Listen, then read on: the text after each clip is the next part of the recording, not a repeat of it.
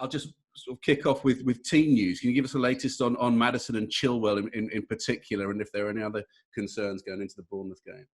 No, I think both those boys will most likely be out for the game, and then we'll assess them before the Sheffield United game, see where they're at.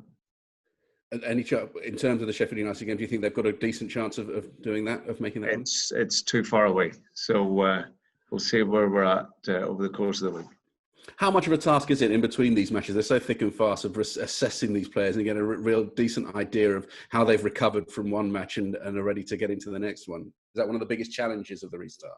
Yeah, I think because the games are so close, and obviously you didn't have a long time to prepare going into the games, but in fairness, the players' professionalism has been first class. How the recovery strategies that we've had here as well with the sports science and medical team have been brilliant. So we've been able to get the players recovered and obviously then physically and tactically ready for the games. After 5 straight defeats, does it look like Bournemouth might have turned a corner? They didn't, I don't think, allow Tottenham a shot on target.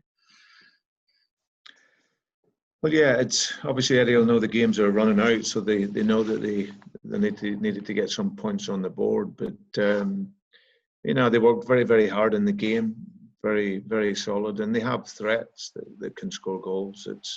I think it's been really, really unfortunate for them. They made a really good start to the season, and then it's obviously been disrupted by injuries and whatnot throughout the season. So, and of course, you get into a run of losing games, sometimes the confidence can be affected.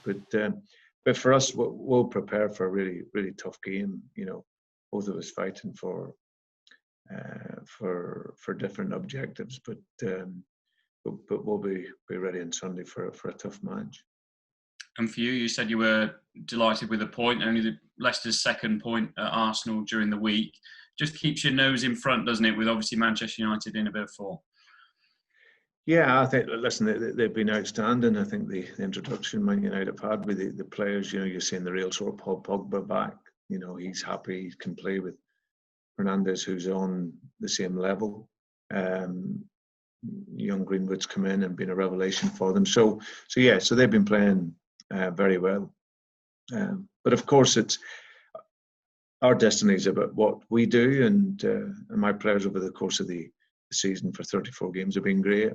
Not always been, they played our best every single week, but we've managed to accumulate and amass a number of points that puts us right up there. We've 4 games to go, and I think the Arsenal game really typified the mentality of this group. It's a strong group mentally. So we started the game very well in the first 15, 20 minutes. Should have been in front. We worked a great corner that we nearly scored from. They then get the goal and then are on the ascendancy really for the rest of the half. But then from the start of the second half, we looked to be on the front foot in the game.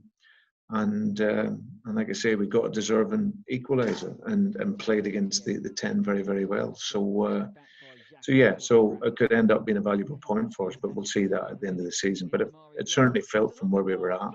Players showed a good mentality, and like I say, if you can't win games, especially away from home, it's important not to lose it. And how big an impact are your subs having throughout the course of the season with late goals and assists like we saw in the week? And what impact does that have on the rest of the squad and the competitiveness in there, and also on the opposition who will have done their research and know that Leicester have got very impactful subs? It's critical to have, because the games aren't won just by the 11 starters. It's we pride ourselves on being a fit team, being well organised, and have players with a great attitude that, okay, if they're not starting, they know that they're really valued in the squad, and whatever time they can come into a game, that they come in to make an impact, and we've been able to do that in second halves of games. We've had to change the game. We're able to do that. The players come in and then, like you say, in general, they make an impact, and we score goals. So yeah, it's obviously something that's good for our squad, but like I said, it shows the mentality within our team. Bournemouth and set pieces, Brendan, they're pretty sharp. Are you working hard on that? Are you aware that that's a pretty significant threat for you on Sunday? Yeah, I think that you've seen the record. I think that the highest goal scorers from set pieces. So, yeah, that's something that we'll finalise tomorrow. We obviously look at it as a coaching staff today and assess that, and then we prepare the players for that there. So yeah, it's something that we have to be mindful of. Something that I've always been aware of Bournemouth when we played the game. So yeah, we have to be organised and concentrated in that moment.